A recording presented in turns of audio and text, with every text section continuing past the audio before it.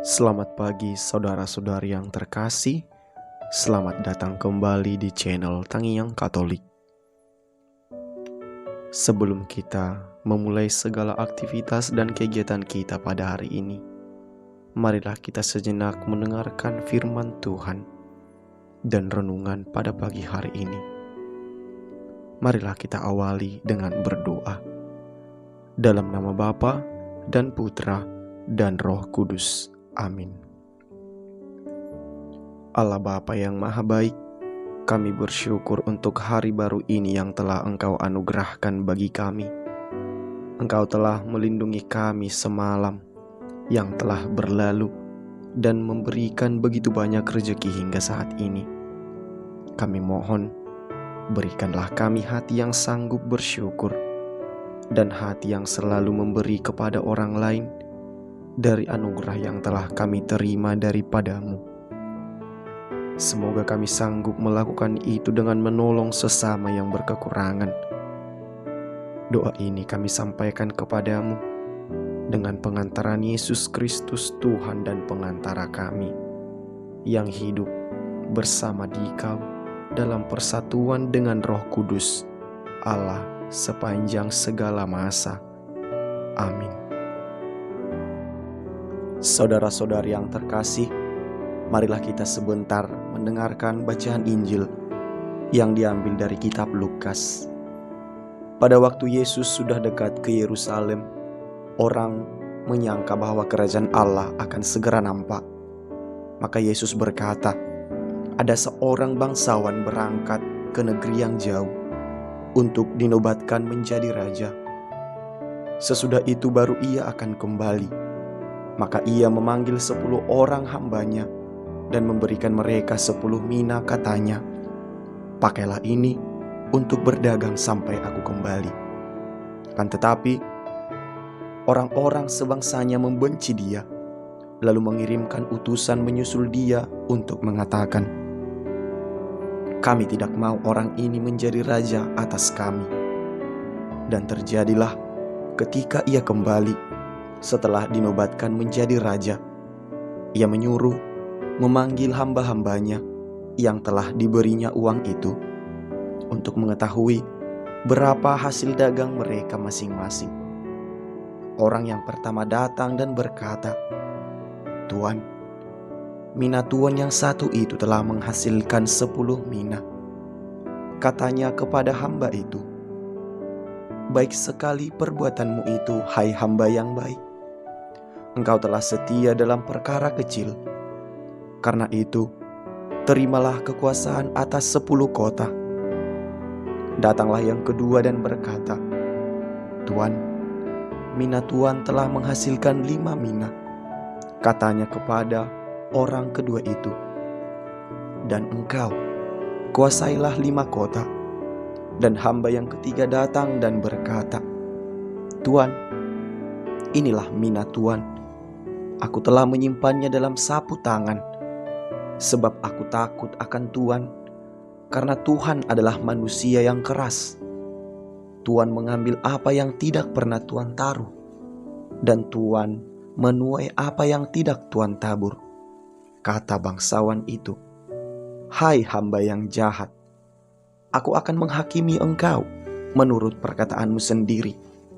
Engkau sudah tahu, aku ini orang yang keras. Aku mengambil apa yang tidak pernah kutaruh dan menuai apa yang tidak pernah kutabur. Jika demikian, mengapa uangku tidak kuberikan kepada orang yang menjalankan uang? Maka sekembaliku aku dapat mengambilnya serta dengan bunganya. Lalu katanya kepada orang-orang yang berdiri di situ, ambillah mina yang satu itu dan berikanlah kepada orang yang mempunyai 10 mina itu. Kata mereka kepadanya, Tuan, ia sudah mempunyai 10 mina. Ia menjawab, aku berkata kepadamu, setiap orang yang mempunyai, ia akan diberi. Tetapi siapa yang tidak mempunyai, daripadanya akan diambil juga apa yang ada padanya. Akan tetapi semua seteruku ini, yang tidak suka aku menjadi raja. Bawalah mereka kemari dan bunuhlah mereka di depan mataku." Setelah mengatakan semuanya itu, Yesus mendahului mereka dan meneruskan perjalanan mereka ke Yerusalem. Demikianlah sabda Tuhan. Terpujilah Kristus. Renungan singkat kita pada pagi hari ini ialah tidak hanya untuk diri sendiri. Bacaan Injil mengingatkan kita pada anugerah dan talenta yang Tuhan berikan kepada kita.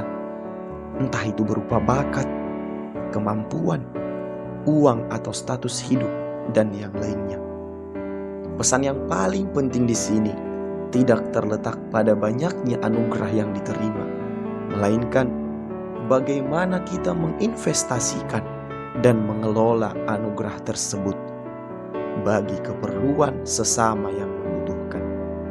Tentu, semakin banyak yang kita berikan, maka semakin banyak yang akan kita terima.